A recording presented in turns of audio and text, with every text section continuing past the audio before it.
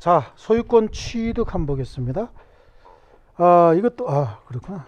소유권에 기한 물권적 청구권이군요.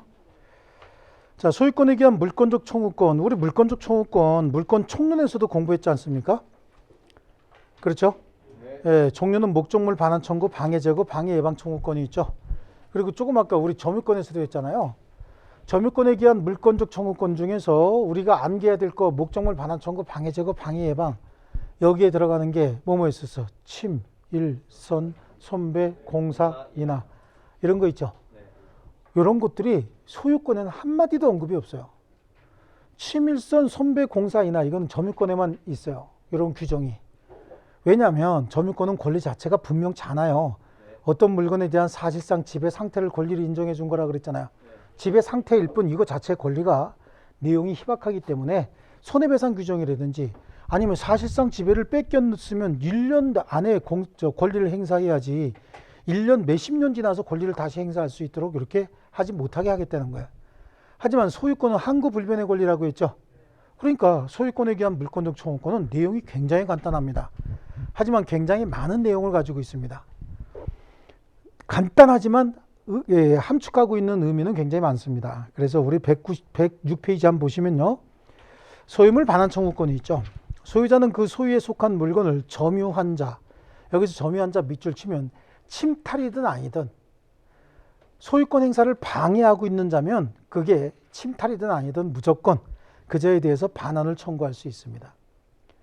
그러나 점유자가 그 물건을 점유할 권리가 있는 때는 그 반환을 거부할 수 있다. 여기서 점유할 권리가 있는 자라는 얘기는 사례가 나오면 매매계약 체결하고 대금을 다 받고 목적물 인도받은 매수인이 있다는 거예요. 매수인은 아직 소유자는 아니죠. 소유자는 아니지만 계약에 기초해서 대금을 다 주고 목적물 인도받았으니까 이제 소유권 이전 등기 청구만 하면 되는 거 아닙니까? 네. 이 사람은 소유자가 아직 내가 소유권 이전 등기 안 해줬으니까 내 물건이야 내놔.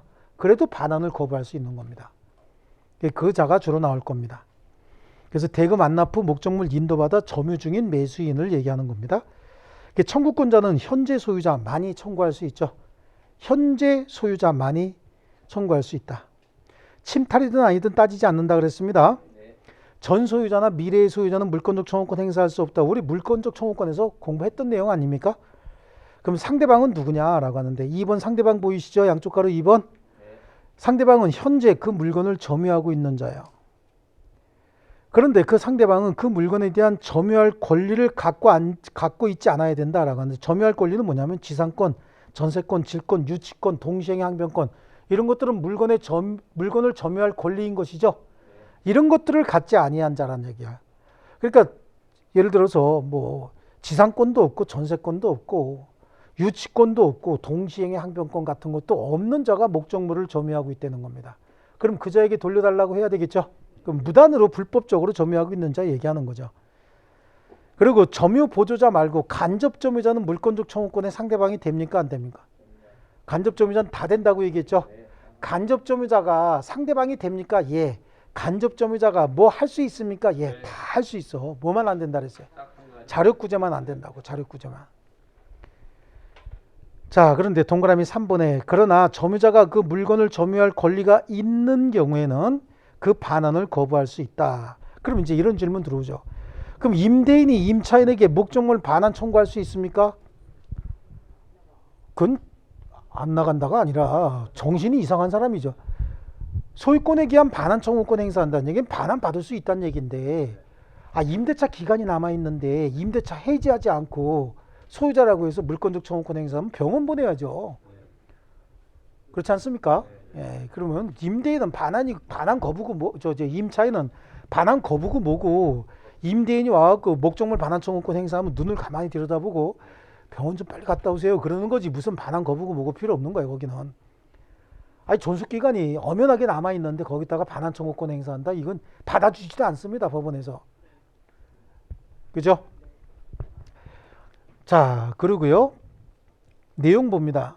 내용에 소유자는 점유자에게 물건의 반환을 청구할 수 있습니다. 그런데 동그라미 2번 보면은 점유보호 청구권과 달리 행사기간 제한이 있습니까? 없습니까? 없다. 그렇죠. 침탈인지 여부 따지지 않고 소유권은 항구불변의 권리라 그랬죠. 20년이 지나든 30년이 지나든 청구할 수 있다는 얘기야. 손해배상 규정이 있어요, 없어요? 선의의 특별 승계인 얘기 있습니까, 없습니까? 누구에게나 행사할 수 있는 거야. 누구에게나. 목적물 점유하고 있는 자 있으면 무단 불법으로 점유하고 있는 자 있대요.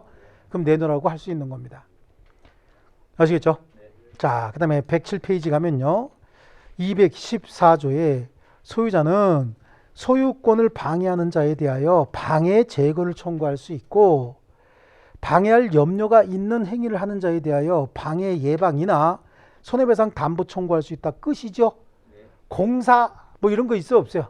없습니다. 그러니까 소유권 가지고 문제 내면은 요 사례일 거야. 아마 사례가 점유권에 기한 물권적 청구권이 시험에 나오면은 침, 일선, 손배, 공사, 인하 이거 갖고 조합해서 찾아내야 돼요. 아시겠죠? 그럼 소유권에 관한 내용이 나오면 갑소유 토지 위에 갑이 소유자예요. 을이 건물을 지은 거야. 무단으로. 무단으로 건물을 지어서 사용 수익하고 있답니다. 저 건물은 누구 소유물입니까? 무단으로 지었던 어쨌든 간에 불법으로 지었던 을 소유물이죠. 그러면 갑은 을에게 지상건물 철거 요구할 수 있어요, 없어요? 지상건물 철거하라고. 그리고 토지 반환하라고 할 수 있죠? 네. 몇 년 이내 해야 돼? 그런 거 없다니까. 소유권에는. 점유권에만 있다고. 그럴 줄 알았어 내가. 조금 아까 행사기간 제한도 없고 침탈 규정도 제한 없다고 했잖아요. 그렇죠? 지상건물 철거하고, 지상건물이 있으면 토지 사용이 방해가 되죠? 철거하고 점유하고 있는 자가 지금 을이기 때문에 토지 반환해라. 목적물 반환 청구와 방해 제거 청구를 동시에 행사하는 겁니다. 지상건물 철거하고 토지 반환해라 그랬어요. 그런데 해당 건물에서 나가라 라고 퇴거를 청구할 수는 없는 거죠. 왜냐하면 비록 무단 불법 건물이라도 저 건물의 소유자는 을인 거죠. 해당 건물에서 나가라 이렇게는 안 되는 거예요. 그리고 손해배상 청구할 수 있어요, 없어요? 손해배상 청구 규정 없는데. 당연히 할 수 있는 거지. 소유권을 침해해서 소유권자가 소유권을 행사 못했다 그러면 무조건 손해 생기는 거 아닙니까? 손해배상 청구 규정을 둘 필요가 없는 거예요. 이거는 당연한 거죠. 그러니까 손해배상 당연히 청구할 수 있는 거예요. 그랬더니 얘 또 엎드려서 울고 불고 조금만 시간 달라고 막 그냥 난리가 나는 거야. 그래서 알았어, 일주일 줄게. 그리고 일주일 있다 가서 봤더니 병에게 양도하고 어디 가고 없는 거야. 그럼 병한테 가갖고 현재 방해하고 있는 자 누구지요? 병이죠. 얘는 방해 상태가 종료된 자죠. 얘한테 물권적 청구권 행사할 수 있어요, 없어요? 없어요. 양수인 병이 있다는 거야. 얘한테 지상건물 철거하라고 요구할 수 있죠. 하지만 얘도 돈 주고 사는데 얘한테 퇴거하라고 요구할 수는 없는 거죠.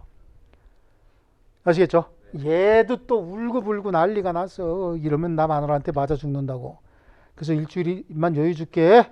그랬더니 일주일 있다 가서 봤더니 정이 툭 하고 앉아있네. 임대차 계약 체결하고. 임차인 정이 앉아있어요. 그 갑이 가갖고 너 누구야? 그랬더니 임대차 계약서에 확정일자까지 쫙 받아갖고 이렇게 휘두르면서 나 이런 임차인이야 이러고 있죠. 그럼 얘한테는 야 지상건물 철거하고 나가라고 할 수 있어요, 없어요? 없습니다. 얘한테는 철거 요구할 수 없죠. 얘는 철거 처분권자가 아니잖아. 하지만 임차인이 목적물 점유하고 있으면 철거가 방해가 되죠. 그러니까 해당 건물에서 나가라 라고는 청구할 수 있는 거야. 그럼 임차인이 최후에 휘두르는 게 뭡니까? 임대차 계약서 상에 확정일자 있죠? 확정일자 이렇게 휘두르면 그래? 그러면 갑이 병을 대유해서 임대차 계약을 해지해 버릴 수 있어요. 해지하고 쫓아내 버릴 수 있다고. 아시겠죠? 네. 최초부터 저게 무단 불법 건물이기 때문에 이게 가능한 겁니다. 네. 아시겠죠? 시험에 나왔는데 이거 빼고 나왔다. 그래갖고 병이 임차인으로 나왔다고 고민하고 막 그러시는 분 있는데 그건 내 책임 아니죠? 중간에 꼭 병이 끼어야 돼 여기서? 안 끼어도 되죠? 또 이게 또 여기에 갑이 들어가고 이게 정토지였다 그러면 막 헷갈려갖고 머릿속에 이러는데 그러니까 이거 그려보셔야 돼 집에 가서. 아시겠죠? 사진은 겁나게 찍는데 어디다 쓰는 건지 몰라갖고 그냥 가지고 있고 이러면 안 된다니까. 집에 가갖고 전부 그날 정리 안 하면요 몇 번만 지나면 그냥 정신 하나도 없어요. 아, 내 말이 틀려요? 솔직히 가슴에 손을 얹고. 에듀윌 유료 회원만의 라이브 클래스. 두 번째 시간 보겠습니다. 이제는 머리 앞에 세로 갑니다. 자, 정신 차리시고 이번에 합격 진도 나갑시다. 누구세요? 전 애들 교수인데요. 제가 늘 가까이 있으니까 이번엔 합격. 집에서도 학원처럼 공부하는 혜택. 오직 에듀윌 유료 회원에게만. 에듀윌. 우와, 진짜 가까이 계시네요. 자, 좋습니다. 이렇게 행사할 수 있는데 갑이 해당 토지를 하도 머리가 아프니까 얘한테 팔고 소유권 이전 등기를 해주면서 등기소에서 나오고 있어. 둘이 나오고 있는데 여기서 을하고 병하고 정이 손잡고 가. 그래서 갑이 불러. 야, 니네 일로 와봐. 그럼 와, 안 와? 안 옵니다. 왜 안 와요? 소유권이죠. 예, 얘 현재 소유자 아니잖아요. 네. 그럼 네가 뭔데 그러죠? 네가 뭔데 그래. 이때 A가 그럼 일로 와봐. 그러면 누가 와? 병하고 정이 오겠죠? 네. 와서 또 꿀겠지. 제발 좀 용서 좀 해달라고. 이때 을은 뭐래요? 왜 나도 부르고 지랄이야? 그러죠? 예, 나는 불릴 일이 아니죠. 방해 상태가 종료된 사람인 거예요. 아시겠습니까? 이걸로 소유권에 대한 물권적 소유권은 다 해결하는 겁니다. 손해배상 청구할 수 있다 없다? 있다. 이해하셨습니까? 좋습니다. 저걸로 해결하고 저거를 혼자 그리면서 제 동영상 한번 듣고 이해를 하시면 혼자 그릴 줄 알면 소유권에 대한 물권적 청구권은 항상 나오면 누가 누구에게 어떤 상태를 행사할 수 있느냐라고 하는 거 이게 나오는 거고 점유권에 대한 물권적 청구권이 시험에 나오면 치밀선 손배 공사이나 이거 갖고 나온단 말이죠. 치밀선 손배 또 처음 들어? 아시겠죠? 점유권 가지고 나오면 그거, 소유권 가지고 나오면 이걸로 나오는 거예요. 네, 좋습니다. 자, 그 다음에 나오는 게 이제 공동소유입니다. 공동소유. 자, 일물일권주의 원칙상 물건이 하나면 소유권 몇 개 있어야 돼요? 한 개 있어야 되죠. 그 말은 소유권이 하나가 있어야 된다는 얘기지 소유자도 한 사람이어야 한다 그런 뜻은 아닌 거예요. 일물일권주의 원칙상 소유권은 하나인데 하나의 소유권에 소유자가 여러 명이 존재할 수 있죠. 이걸 공동소유라고 합니다. 이 공동소유는요, 여러 명의 소유자들이 인적 결합도가 어느 정도 되느냐 이거에 따라서 공유, 그 다음에 합유, 그리고 총유 이렇게 나누어집니다. 이건 뭐야? 인적 결합도가 가장 강력한 게 이 총유죠. 총유는 우리 비법인 사단에서 공부했습니다. 종중이나 교회 등의 재산 소유 형태를 총유라고 합니다. 이 사람들이 가장 강력하게 결합되어 있는 사람들인 거야. 종중은 동일한 선조를 모시는 동송 동본의 씨족 집단이죠. 혈연으로 맺어진 사람들이고 교회 등은요 종교적 신념으로 뭉친 분들이에요. 엄청나게 결합력이 강한 사람들이죠. 그래서 이분들이 가지고 있는 재산이 있으면 이 재산에는 결합력이 너무 강해서 지분이 있어요, 없어요? 없습니다. 없어요. 지분이 없으니까 지분 처분도 불가능하죠. 지분이 없으니까 분할도 불가능합니다. 보존행위가 됐든 이용 계량행위가 됐든 처분행위가 됐든 관리행위가 됐든 전부 다 종중규약으로 정하거나 관리규약으로 정하거나 같은 말이죠. 관리규약으로 또는 정관으로 정하거나 비법인 사장 같은 경우에 아니면 뭐 해야 돼요? 사원청의 결의를 정해야 되는 거예요. 개인적으로 할 수 있는 거 아무것도 없습니다. 여기는. 개인적으로 뭐 할 수 있다 그러면 그거 무조건 틀린 거고요. 다만 총유재산에 처분 변경 또는 관리 처분 이런 행위 할 때는 사원청의 결의가 있거나 종중규약에 정한 대로 해야 되잖아요. 그런데 그러면 그 관리 처분 행위가 어느 정도까지냐? 관리 처분 행위는 사용 수익 방법이 바뀐다든지 아니면 소유권 귀속이 바뀌는 행위 정도가 관리 처분 행위지, 이 비법인 사단의 대표자가 대표자 지위에서 타인의 채무를 보증하는 행위 있죠. 타인의 채무를 보증한다 그래서 사용 수익 방법이 바뀐다든지 바로 소유자가 바뀐다든지 그런 일은 없죠. 요거 정도는 관리 처분 행위가 아니다. 뒤에 가고 우리 판례에서도 한번 했어요. 비법인 사단하면서도 중요하다고 했고요. 그런 내용이 한 번 더 나올 거고요. 합유라고 하는 거 있잖아요. 이 합유는 공동사업 목적 달성을 위해서 계약을 체결하면 그 계약을 조합이라고 얘기를 해요. 다시 한번 공동 사업 목적 달성을 위한 계약을 뭐라 그런다고요? 조합. 공동 사업 목적 달성을 위한 계약을 네 글자로 줄이면 동업계약이야. 동업계약. 공동 사업 목적 달성을 위한 계약이 동업계약이죠. 동업계약을 두 글자로 줄이면 그게 조합이 되는 겁니다. 조합의 재산 소유 형태를 합유라고 합니다. 합유. 합유는요, 지분은 있어요. 얘네들끼리 지분은 있지만 얘네들이 지분을 출자한 이유는 동업을 하기 위해서 출자한 거 아닙니까? 지분을 처분할 수 있느냐? 지분 처분이 가능하되 나머지 합유자 전원의 동의가 있어야만 처분할 수 있어요. 왜냐하면 얘네들이 동업을 한다라고 하는 건 의리로 뭉친 거요. 의리? 의리가 아니라니까. 철저하게 분업인 거예요. 원래 나 혼자 모든 일 다 처리하는데 뭐 하려고 동업을 해요. 그렇지 않습니까? 그래서 기능을 서로 분담하고자 하는 이런 철저하게 어떤 기능 분담의 목적이 있는 겁니다. 여기는요. 의리로 뭉치는 거 아니야? 한국은 절대 동업하지 말라 그러죠. 근데 서양만 가면 동업이 정말 잘 됩니다. 걔네들은요. 그래서 소액자본가 몇 명이 모여갖고 동업하고 막 이래. 존슨 뭐 이거 집안 사람이긴 하지만 걔네끼리 막 동업하고 그러는 거예요. 리먼 앤 브로스인가 뭐 그런 것도 다 뭐 별로 안 좋은 애들이구나 참 보니까 리먼 앤 예. 이런 애들을 다 동업한 거예요. 걔네들이 다. 예. 걔네들은 철저하게 역할 분담, 기능 분담이거든. 여기도 그런 거예요. 그러다 보니까 혹시 C가 그 지분을 D에게 판다. 그럼 얘네들이 내부적으로 얘는 돈을 잘 구해온다. 얘는 물건을 잘 만든다. 그럼 얘는 물건을 잘 갖다 판다. 이런 역할 분담이 돼 있는 건데 C가 자기 지분을 D에게 팔고 빠지겠다. 그럼 A하고 B는 궁금한 거 있어 없어? 있죠. 얘는 뭐 잘하나? 얘도 잘 갖다 파는 놈이래야지. 얘는 또 돈만 잔뜩 갖고 온대요. 그럼 갖다 파는 애 있어요 없어요? 돈 잘 구해오니까 창고는 열심히 사겠다. 맞는 거 저장해 놓느냐고. 이러면 이건 동업계약 깨지는 거죠. 이건 망하는 수밖에 없어요. 그래서 지분을 처분할 수 있으되 지분 처분할 때 나머지 합유자들의 동의를 얻어야 됩니다. 이분이 사망하셨대요. 합유자 중 한 사람이 사망했다는 거예요. 그럼 이 합유 지분은 상속이 돼야 안 돼? 여기서 안 된단 말이죠. 왜냐하면 아들이 아버지하고 능력이 똑같을 수도 있지만 다를 수도 있죠. 그래서 원칙적으로 나머지 합유자에게 지분 비율로 귀속이 되고 이 지분은 아들에게 현금 청산은 모르겠으나 그 지위가 승계되는 건 아니야. 그럼 이분도 사망했답니다. 그럼 그때 단독 소유가 되는 거죠. 그래서 우리말에 그런 게 있단 말이지. 강한 자가 살아남는 게 아니라 살아남은 자가 강해지는 거예요. 그래서 아시겠죠? 단독 소유가 되는 겁니다. 자, 이게 합의였었고요. 공유다라고 하는 건 특별한 이유 없이 그냥 같이 소유하게 된 거예요. 법률 규정에 의해서 공동 상속재산은 공유자가 되죠.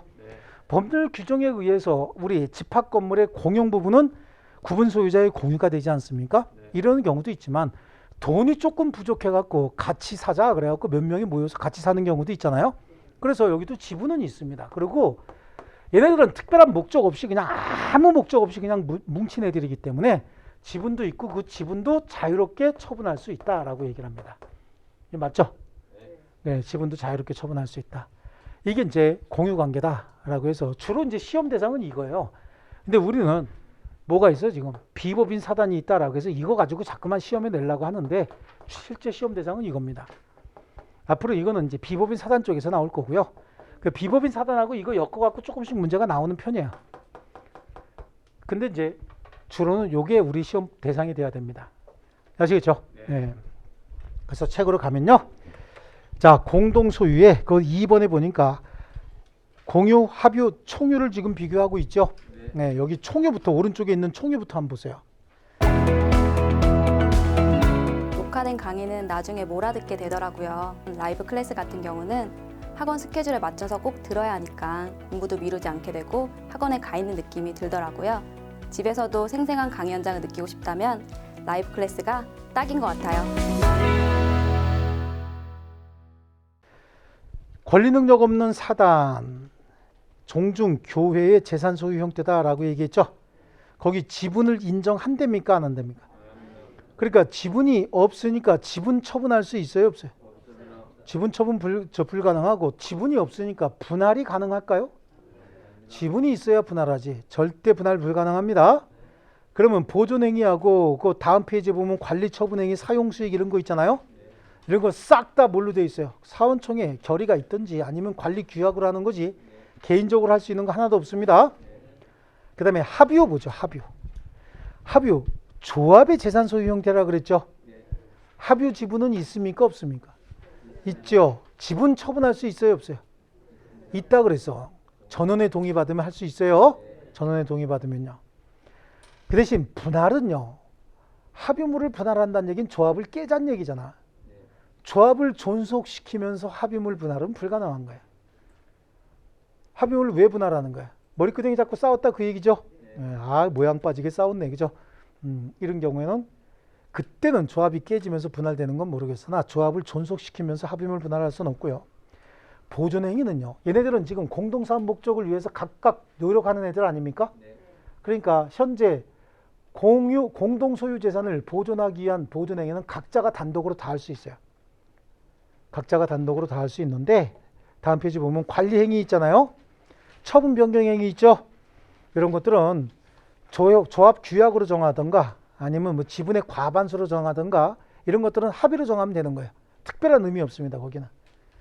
그 다음에 다시 이제 107페이지로 가면 총유가 나오죠. 공유. 하나의 소유권을 그냥 양쪽으로 분할했다. 공동 목적이 있어요 없어요? 여기는 없어. 그냥 돈이 필요해가지고 이렇게 한 거고요. 그 다음에 공유 지분이 있고요. 공유 지분 자유롭게 처분할 수 있습니다. 하지만 우리 지분 팔지 말자라고 특약할 수 있어요. 분할은요. 분할도 아주 자유롭게 할 수 있어요. 하지만 분할금지 특약도 할 수 있습니다. 그건 다 특약으로 정하는 거고 보존행위는 각자 단독으로 할 수 있어요. 관리는 관리죠. 관리는 지분의 과반수죠.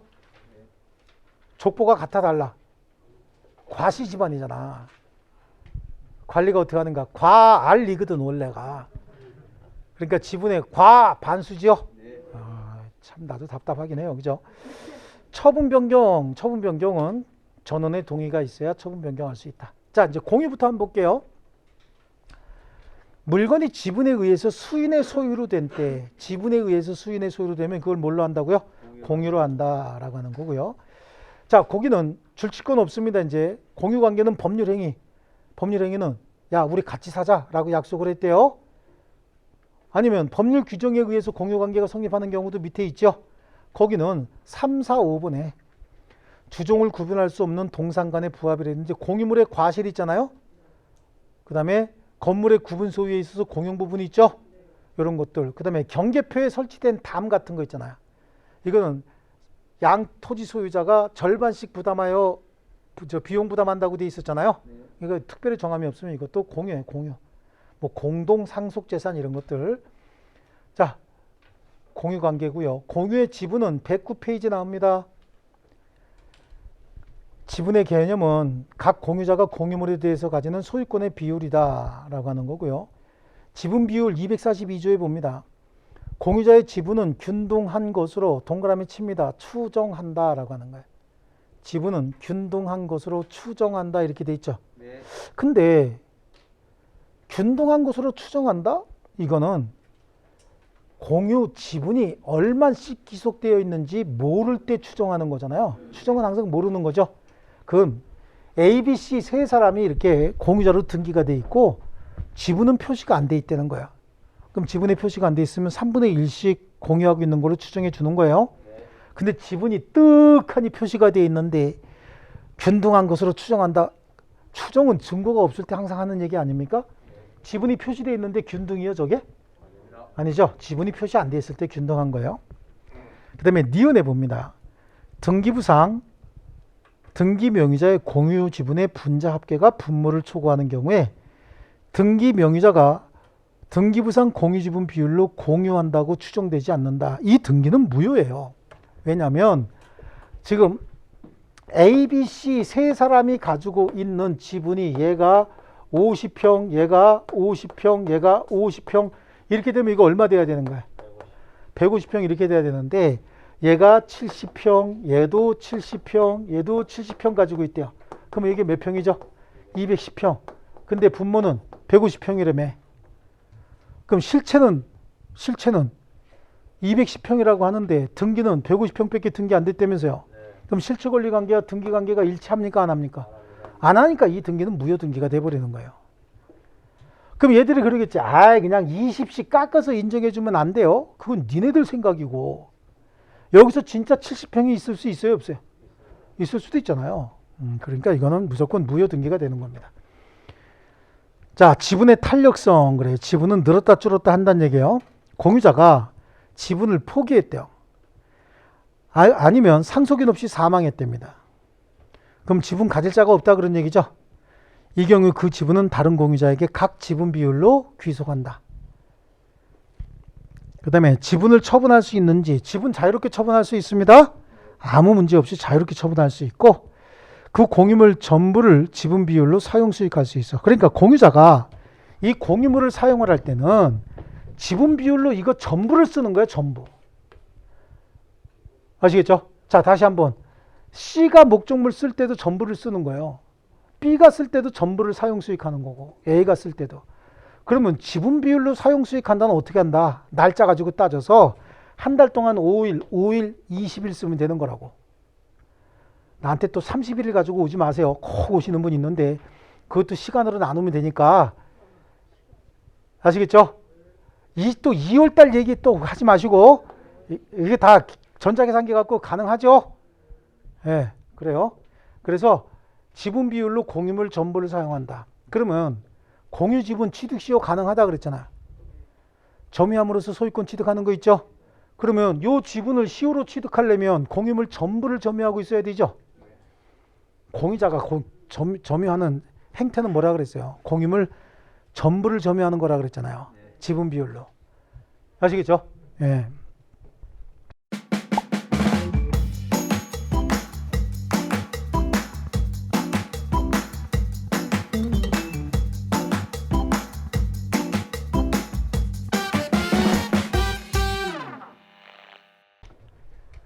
자, 공유자 간의 법률관계, 공유물의 사용수익입니다. 공유자는 지분 비율로 공유물 전부를 사용수익할 수 있다. 금방 봤고요. 자, 110페이지 가면요. 공유물의 보존이 나와요.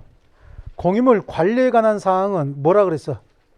과알리라고 했죠? 과알리는 지분의 어떻게 해요? 과반수로 결정합니다. 그러나 보존행위는요. 각자 단독으로 다 할 수 있어요.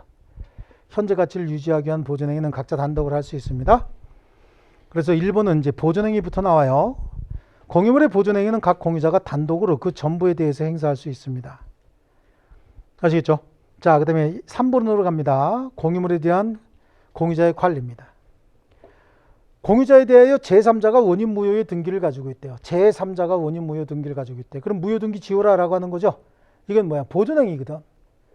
그러니까 각 공유자는 보존행위로서 그 등기의 전부를 말소 청구하거나 아니면 등기 말소에 가름해서 소유권 무효 등기가 한 5개 정도 걸쳐져 있대요. 그럼 무효 등기 말소 5번 해야 되잖아. 이 절차를 확 줄인 게 뭐예요? 진정, 명의, 회복을 원인으로 한 소유권 이전 등기죠. 이건 우리 108조에서 했거든. 소유권 이전 등기할 것을 혼자서 청구할 수 있어요. 이건 보존행위인데 동그라미 2번 요건 앞에다가 별표 한 2개쯤 쳐놓으세요. 이건 아마 금년에 여러분 시험에 나올 가능성이 있습니다. 과반수 지분에 미달하는 소수 지분의 공유자가 공유물 전부 또는 일부를 배타적으로 점유하고 있대. 얘 혼자. 공유물의 관리는 지분의 과반수로 결정한다 그랬잖아요. 그러니까 A 같은 경우에는 과반수 지분이 넘죠. 그러니까 혼자서 공유물의 사용수익 방법 혼자 결정해 버릴 수 있어요. 얘는요. 근데 얘네들 짜투리 얘네들이 공유물 전부를 사용수익하고 5일 만에 돌려줘야 되는데 안 돌려주고 버티고 있다고. 그럼 버티고 있으면 B가 뭐라 그래? B가 야 나도 좀 쓰자. 왜 B가 불안하냐면 A는 언제 와서 야 다 나가 그리고 쫓아내버릴 수 있는데 얘가 5일 만에 쓰고 얘한테 줘야 될 거 아니냐고. 그렇지 않습니까? 줘야 되는데 안 주고 계속 버티고 있으면 언제 A가 와서 쫓아낼지도 모르는데 굉장히 불안하죠? 그럼 B가 C한테 뭐라 그랬어? 야 나도 좀 쓰자 좀. 아씨 나도 지분 있잖아 라고 얘기하겠죠. 너만 지분 있냐? 나도 지분 있으니까 나도 좀 쓰자. 이렇게 얘기할 거라고요. 예, 그 얘기를 이렇게 얘기하고 있는 겁니다. 과반수 지분에 미달하는 소수의 공유자가 C가 공유물 전부 또는 일부를 배타적으로 점유함으로써 B의 공유물 사용을 방해하는 경우에 이렇게 갖다 연결하는 거죠. 다른 소수 지분권자 B는 보존행위를 근거로 공유물 인도를 청구할 수는 없고, 제가 아까 뭐라 했어요? 나도 좀 쓰자, 나도 지분 있지 않냐, 그렇게 얘기한다 그랬잖아요. 할 수는 없고, 다만 자신의 지분권에 기초해서 나도 6분의 1이 있다, 그 얘기요. 공유물에 대한 방해 상태를 제거하거나 공동점유를 방해하는 행위에 금지 등을 청구할 수 있다. 딱 맞아떨어지죠. 나도 지분 있다, 너만 지분 있냐, 비록 소수지만 나도 지분 있으니까 나도 좀 쓰자 라고 얘기한다고. 근데 그걸 A한테 얘기할 수는 있어요, 없어요? A한테는 없어. A, 야, 나 혼자 쓸 거야. 그럼 B하고 C가, 야, 그럼 나 사용 못한 거 어떡하지? 야, 부당이득 돌려줄게. 그리고 주고 그냥 혼자 다 써버릴 수 있다고요. 아시겠죠?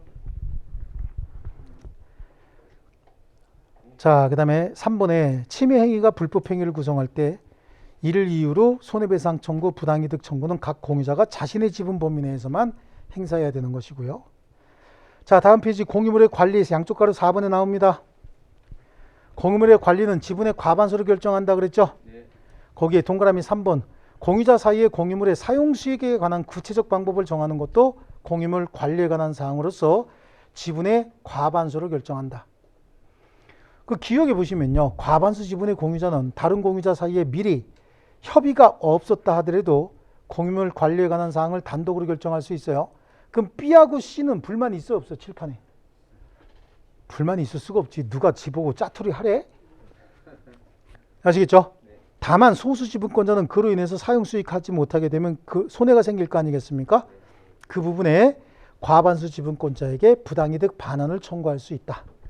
자, 이제 재밌는 일이 한 번 벌어집니다. A가 이 물건을 가백에 임대해 버렸어요. A 물건을 가백에 다 임대해 버렸습니다. B하고 C는 임대에 찬성하지 않은 거야. A가 B하고 C 동의받을 필요 있습니까? 없죠? 뭐 임대 얼마든지 결정할 수 있어. B하고 C가 와갖고 갑한테, 야, 너 우리 알지? 그럼 갑이 뭐래요? 누구냐 너는? 그러겠죠? 예, 완전히 무시해버립니다. 우리 소수 지분권자 B고 C다. 그러면 갑이 뭐래? 덤과 덤어가 왔구나. 그러겠죠? 덤앤 덤어 왔구나. 이제 그럴 거라고. 그럼 얘들이, 야, 우리는 임대차에 동의한 적이 없어. 그러니까 얘가 사용 수익하는 20일간만 사용하고 5일씩 우리한테 내놔. 그럼 갑이 뭐라 그래? 닥쳐 그런다고. 왜요? 지금 얘는 정당한 임대권자 맞죠? A는. 정당한 임대권자로부터 임대차 계약을 체결해서 목적물을 점유하는 임차인은 임대차 계약의 내용에 따라서 권리를 행사하면 되는 것이지 소수 지분권자가 와서 참여할 건 아니야. 그럼 B하고 C는 또 속상해갖고 죽습니다. 임차인도 우리 완전히 무시하네 그러죠. 근데 얘네 둘이 임대차 계약을 체결하면서 월 차임을 60만 원 받기로 했다고. 60만 원. 그럼 이 60만 원에 대해서는 얘가 40만 원, 여기 10만 원, 10만 원 이렇게 줘야 되는 거 아닙니까? 이때 이제 B하고 C가 그럼 좋아. 사용 수익은 그대로 해. 그 대신에 60만 원 중에서 40만 원 일로 가고 10만 원씩 우리한테 오는 거 맞지? 뭐 그거야 그렇겠지. 그러면 얘한테 주지 말고 우리한테 10만 원씩 보내. 그럼 그때는 갑이 뭐래?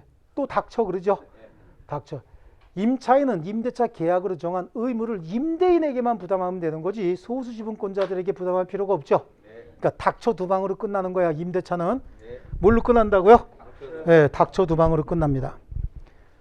자, 그래서 거기 A에 공동으로 임대한 경우에 건물의 공유자가 공동으로 건물을 임대하고 보증금을 수령한 경우에 특별한 사정이 없는 한 보증금 반환 채무는 불가분 채무에 해당한다. 이거는 이제 A, B, C 중에서 A가 임대한 게 아니라 지네 셋이 합의에 의해서 임대했대요. 임대해갖고 보증금을 6천만 원 받았다고.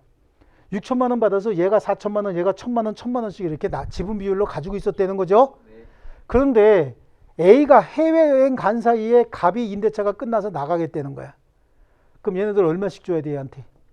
보증금 6천만 원 중에서 1천만 원씩만 주는 게 아니라 누가 주든지 6천만 원 다 줘야 된다고. 불가분 채무가 돼버렸다고. 어떤 경우에 공동으로 임대한 경우 아시겠죠? 그 다음에 B의 과반수 지분권자가 단독으로 임대한 경우 그랬습니다. 이때 밑으로 두 줄 내려오면 중간에 그 제3자 여기 임차인 얘기하는 거예요. 소수 지분권자에 대해서 점유로 인하여 법률상 원인 없이 이득을 얻고 있다고 볼 수 없어서 소수 지분권자는 제3자에 대하여 목적물 반환 청구 내지는 부당이득 반환 청구할 수 없다예요. 목적물 반환 청구하면 어떡한다 그래서 닥쳐 날라온다 그랬죠. 근데 부당이득 반환 청구 차임 나한테 직접 달라 그래도 닥쳐 그냥 날라옵니다. 아시겠죠? 자, 그런 정도 보시고 공유물에 대한 부담. 자, 공유자는 그 지분 비율로 공유물의 관리 비용 기타 의무를 부담하는데 공유자가 1년 이상의 전항의 의무를 지체하고 있대. 야, 얘 그냥 5일씩 사용 수익을 하지 유지 관리 비용 매월 60만 원 나온대요. 그럼 얘 40만 원, 10만 원, 10만 원 분담해야 될 거 아닙니까? 근데 비용은 부담하지 않고 있답니다. 그걸 1년 이상 연체하고 있대요. 이 경우에는 다른 공유자는 상당한 가액으로 지분의 매수를 청구할 수 있다. 그 다음에 공유물의 처분 변경은 뭐예요? 공유물 처분 변경은. 처분 변경은 공유물 자체를 팔자 그런 얘기잖아. 이건 전원의 동의가 있어야 됩니다. 그래서 양쪽 가로 6번의 공유물의 처분 변경은 동그라미 2번. 공유자는 다른 공유자 동의 없이 공유물을 처분하거나 변경하지 못한다. 즉 공유자 전원의 동의가 있어야 공유물의 처분 변경할 수 있다. 그리고 3번에 공유자 1인이 다른 공유자 동의 없이 공유물 제3자와 매매계약을 체결한 경우에 그 매매가 당연히 무효가 되는 것은 아니고 다른 공유자 지분 범위 내에서는 타인 권리를 매매한 게 되는 거죠. 타인 권리 매매 유효입니까? 무효입니까? 유효죠. 지금 B가 혼자서 공유물을 갑에게 팔았다는 거야. 그 매매계약을 체결했는데 자기 지분은 유효인 매매계약 아닙니까? 그러면 A하고 C의 지분은 유효입니까? 무효입니까? 이것도 유효라고. 타인 권리 매매 유효라고 했지 않습니까? 나중에 지가 지분 취득해서 이전해 주면 되는 거죠. 그 얘기하는 거고. 자, 공유관계 지분 주장 그다음에 뭐 공유물의 분할 있죠? 여기서부터는 다음 시간에 할게요.